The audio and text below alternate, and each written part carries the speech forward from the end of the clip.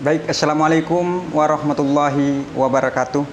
Kembali lagi bersama saya, Irwan Hidayat di channel Rumah Institut, inspiratif mencerdaskan.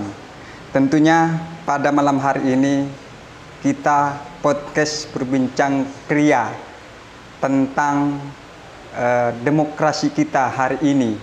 Tentunya hari ini saya mendatangkan tamu luar biasa tentunya, dan juga beliau adalah salah satu mantan KPK Republik Indonesia tentunya ya Bang. Nah, hari ini kita berbincang perihal tentang demokrasi kita antara KPK, demokrasi dan radikalisme. Tentunya sebelum kita berbicara tentang tema pada malam hari ini, tentunya kita tak kenal maka tak sayang tentunya, kan begitu kan. Ya. Jadi beliau ini Abang Nanang ini adalah mantan pegawai KPK Republik Indonesia, dan juga sekarang mempunyai usaha yang luar biasa tentunya saya lihat di luar sana sebelum masuk ke sini Bang. Assalamualaikum Abang Dah. Waalaikumsalam warahmatullahi wabarakatuh. Bagaimana kabar Abang Dah ini hari ini? Alhamdulillah baik, sehat. Syukur alhamdulillah ya Bang. Tentunya masih dalam lindungan Allah Subhanahu wa taala. Kita hari ini mencoba mengangkat tema tentang demokrasi kita Bang. Antara KPK, radikalisme dan demokrasi itu sendiri. Mungkin temanya ngeri banget ya. Ngeri banget ya. Ngeri banget ya Bang Dah. Aduh, tentunya kan ini biasa anak muda itu kan yang tinggi-tinggi selalu kan Bang. Itu nggak jadi masalah kan? Iya, artinya ya, ngobrol aja kan? Ngobrol aja. Nah, tentunya Bang, dari tema yang kita angkat hari ini kan ini sangat menarik ketika berbicara demokrasi hari ini. Apalagi saat ini benar-benar terancam dengan kondisi pandemi. Artinya demokrasi ini benar-benar istilahnya tidak sinkron ketika melihat kondisi di saat pandemi ini. Nah, tentunya dari Abang Nanang, panggil Abang Nanang ini. Boleh. Ada Bang Nanang ini mungkin melihat demokrasi kita ini hari ini bagaimana Bang? Ya, baik, Mas Iwan ya. Iya. Kalau orang Madura panggilnya Cak ya. Cak. Jadi gini Cak, kita bicara santai aja ya. Santai. Tentu dengan tujuan agar publik memahami apa yang sedang kita bicarakan. Betul. Yang kedua, kalau ini adalah perspektif, tentu sudut pandangnya sudut pandang yang sangat subjektif ya. Subjektif. Nah, kita juga punya pemikiran yang mungkin berbeda dengan orang lain, dan itulah yang disebut dengan demokrasi. Demokrasi. Jadi semuanya tidak harus sama gitu. Kita boleh berbeda pendapat, tapi tentu kita harus menyampaikan dengan cara yang tepat gitu. Betul. Dan terima kasih nih channel Rumah Institut sudah mengundang ya. Sama-sama. Dan saya kira teman-teman muda penting untuk menonton channel Irwan Hidayat ini, yaitu di Rumah Institut. Terima kasih teman-teman sekalian.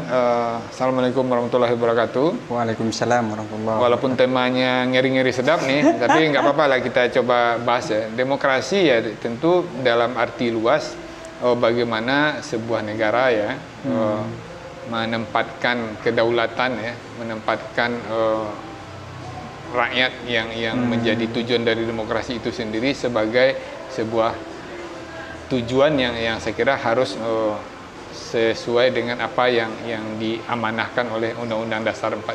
Iya, betul. Nah, tentu kalau kita bicara santai, kita tidak perlu berat-berat. Nah, contoh demokrasi hari ini apa menurut Cak Iwan? Jadi menurut demokrasi kita hari ini kan, kalau dari sudut pandang kita sebagai pemuda kan, dengan hadirnya RKUHP tentunya yang kita lagi panas-panasnya hari ini kan, mahasiswa itu tidak diperbolehkan untuk demo. Nah, ini kan sistem demokrasi yang seolah-olah di masa pandemi ini sudah mulai banyak perubahan yang diambil alih oleh pemerintah itu sendiri. Itu menurut sudut pandang yang saya tangkap itu Bang Dah. Poin-poin sesuai pasal yang sangat bersinggungan lah, intinya begitu Bang. Jadi salah satu indikator sederhana demokrasi itu kan menyampaikan pendapat kan. Jadi kalau menyampaikan pendapat saja sudah tidak boleh atau bahkan dilarang, nah ini kita sedang berada dalam tepi jurang kehancuran demokrasi. Oh, iya. Dan saya melihat juga secara masif sebenarnya udah banyak penolakan ya dari akademisi, dari pakar hukum, nah, termasuk pakar undang-undang yang mengatakan bahwa RKUHP yang diusulkan oleh pemerintah dan DPR itu bermasalah. Bermasalah dari apa? Dari prosedurnya. Gitu. Prosedur. Nah, sebenarnya kalau RKUHP itu melibatkan partisipasi publik luas ya, termasuk para pakar di dalamnya, tentu penolakan yang terjadi di tengah masyarakat tidak perlu terjadi. Karena memang perubahan itu sebuah keniscayaan ya, tidak ada sesuatu pun yang tidak bisa dirubah kecuali kitab suci ya. Apalagi kan undang-undang dan RKUHP ini kan buatan manusia ya. Betul. Tentu dibuat dalam rangka, dalam tujuan untuk membangun kemanusiaan itu sendiri.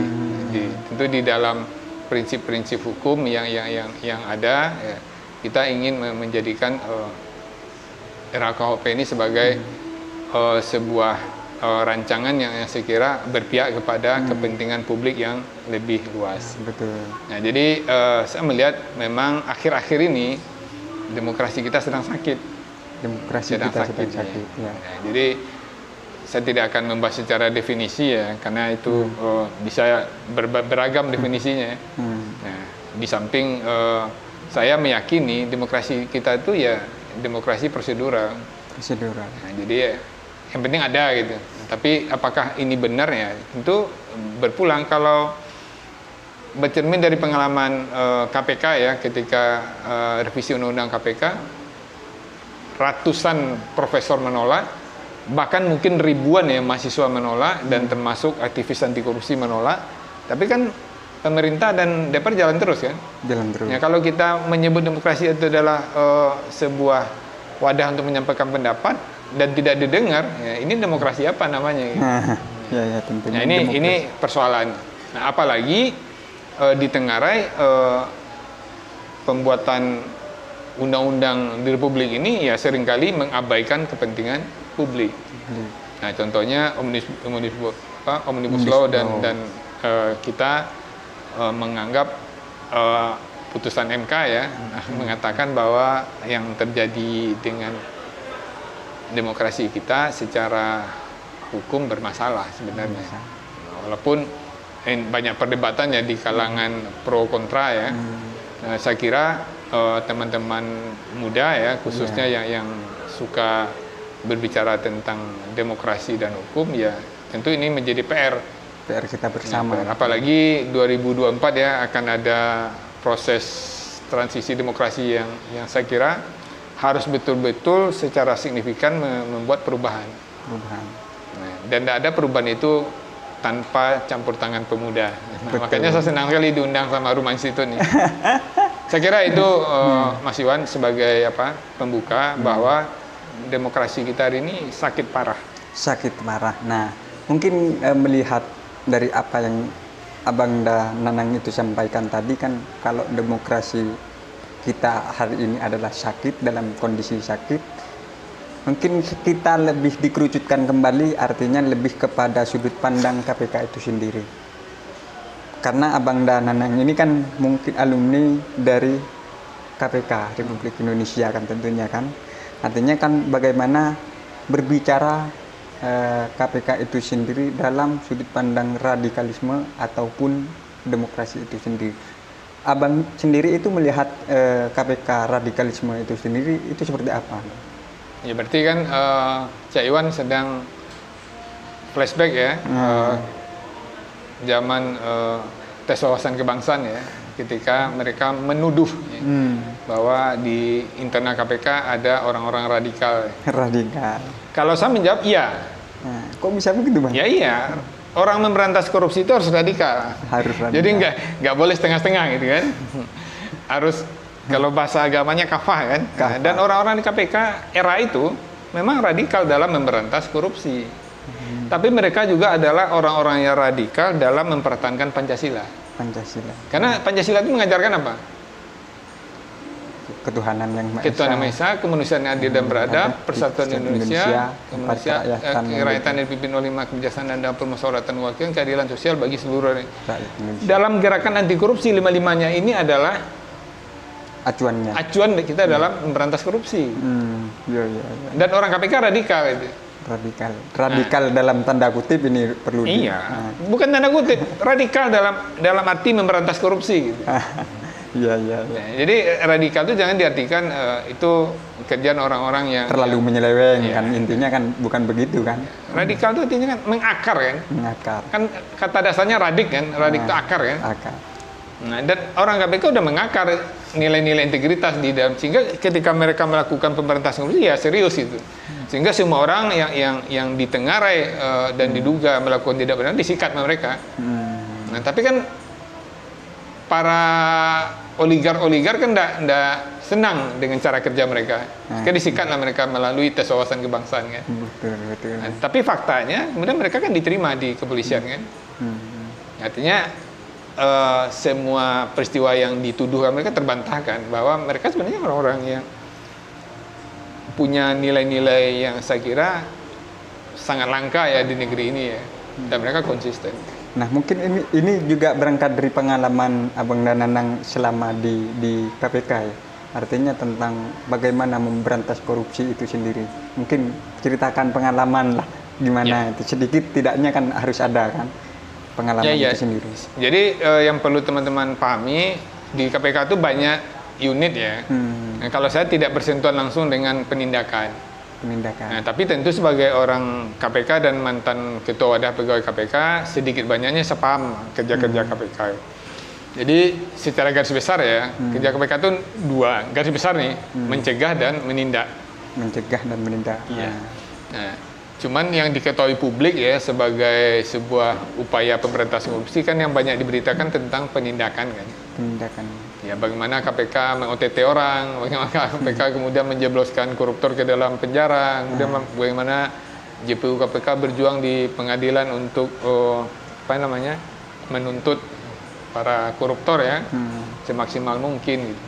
Nah, dan era itu menurut saya ketika saya masih di dalam menjadi era keemasan KPK gitu. Karena berbanding lurus dengan dukungan publik. Berbanding lurus dengan dukungan publik. Nah, tapi semakin kencang KPK melakukan upaya pemberantasan, semakin kencang juga upaya perlawanan dari koruptor yang kita sebut sebagai koruptor fight back itu. Iya. Nah, sehingga teman-teman kan pernah mendengar tuh istilah tuh ada cicak buaya 1, cicak buaya 2 gitu. Cicak buaya. Ya, sampai berjilid-jilid gitu kan. Nah, sampai terakhir teman-teman yang radikal tadi dipecat secara tidak beradab ya, karena dianggap tidak lolos tes wawasan kebangsaan. Padahal sebenarnya mereka adalah orang-orang yang memperjuangkan nilai-nilai Pancasila itu sendiri secara berintegritas. Nah, jadi balik lagi ke tadi, demokrasi kita itu sedang rusak. Orang yang baik, orang-orang berintegritas kemudian dihinakan dengan cara tidak beradab, dengan cara yang menentang nilai-nilai Pancasila. Nah, tapi di sisi lain orang-orang seperti terduga pelanggar etik di KPK dibela ya dalam tanda petik karena tidak disidang, kemudian dibiarkan berkeliaran tanpa ada hukuman maksimal yang harusnya diberikan kepada pelanggar etik. Dan mereka adalah contoh buruk bagi negara ini, dan mereka aman-aman saja gitu. Nah, tentunya kawan-kawan kita semuanya ini sangat menarik kalau ditelisik mendalam sebenarnya permasalahan baik tentang demokrasi kita hari ini. Mungkin saya minta kepada Abang Nanang, mungkin Abang Nanang harapan dari Abang Nanang itu sebagai warga negara. Tentunya sebagai juga tadi apa yang kita sampaikan tentang demokrasi kita hari ini sudah tidak baik-baik saja. Mungkin harapan dari Abang Nanang itu sendiri bagaimana? Ya, saya tentu kepada teman-teman Rumah Institut ya dan para pemuda tentunya jangan pernah berhenti berharap bahwa harapan itu masih ada. Kalau harapan? Ya, harapan itu kepada siapa? Ya kepada diri kita. Artinya Cak Iwan dengan channel yang luar biasa ini tetap melakukan upaya-upaya yang saya kira mencerdaskan. Upaya-upaya brilian yang dilakukan oleh pemuda gitu. Nah, dan mudah-mudahan ke depan ya menghadirkan narasumber yang qualified, yang lebih mantap, yang lebih kompeten, sehingga kita tidak lagi mendengar cerita-cerita negatif tentang negeri kita yang sebenarnya segala kebaikan itu ada di negeri kita gitu. Makanya dulu pernah kita dengar kan istilah kan kayu dilempar jadi tanaman gitu ya. Kayu dulu. Iya benar kan? Iya, iya, iya. Negeri kita tuh jamrut katulistiwa katanya kan. Surga dunia lah Indonesia itu. Tapi rusak oleh perilaku koruptif yang saya kira hari ini banyak dicontohkan oleh tokoh-tokoh kita ya. Secara terang benderang. Kenapa? Justru mereka sendiri yang melakukan pelanggaran terhadap nilai-nilai Pancasila. Di satu sisi mereka bilang kami Pancasila, tapi mereka melanggar nilai-nilai Pancasila. Ya. Nah makanya teman-teman muda ya yang menonton channel Rumah Institut ini, ayo kita bangun dan kita terus bergerak untuk mencerdaskan kehidupan bangsa ya. Walaupun saya kira banyak channel-channel sejenis, tapi tidak banyak yang memberi ruang diskusi atau ruang dialog yang berat-berat seperti ini. Tapi saya kira tetap saja ini adalah sebuah upaya yang sangat cerdas, upaya berani dan ini harus diteruskan. Siap Bangda, akan saya lakukan untuk yang terbaik untuk bangsa dan negara kita itu sendiri. Mungkin itu yang terakhir Bangda, tentang harapan yang terakhir, dan sekarang dari yang terakhir untuk yang terakhir Bangda. Jadi, gak apa-apa ya Bangda? Santai aja. Jadi saya kira Rumah Institut harus menjadi contoh ya untuk generasi muda bahwa banyak cara ya untuk melakukan sesuatu yang keren ya saya kira dan ini pantas untuk di subscribe dan disebarluaskan karena saya kira model dialog seperti ini adalah model yang disuka oleh kalangan muda ya. Tentunya dari nanti di channel media sosial yang dipunya oleh Rumah Institut dan rekan-rekan nanti silakan ini disebarluaskan sebagai bukti bahwa kita tidak pernah lelah mencintai negeri ini. Betul, luar biasa ini tentunya. Nah, dari yang terakhir untuk yang terakhir hari ini saya minta closing statement dari Abang Nana. Closing statement paling yang terakhir. Iya. Jadi sahabat Rumah Institut, gitu panggilannya? Betul. Sahabat Rumah Institut, terus tonton channel ini dan teman-teman akan mendapatkan banyak pengetahuan, akan mendapatkan banyak inspirasi hidup yang saya kira nanti bisa menginspirasi gerakan dan mudah-mudahan ini menimbulkan perubahan ke arah yang lebih baik. Terima kasih, terus bergerak. Terus bergerak. Nah, tentunya saya ucapkan banyak terima kasih Abang Da atas waktu dan pengetahuan yang diberikan di channel Rumah Institut. Semoga Rumah Institut bisa terus berkembang dan sesuai dengan harapan apa yang saya bangun dari awal. Tentunya kurang lebihnya dari saya mohon maaf. Assalamualaikum warahmatullahi wabarakatuh. Waalaikumsalam warahmatullahi wabarakatuh.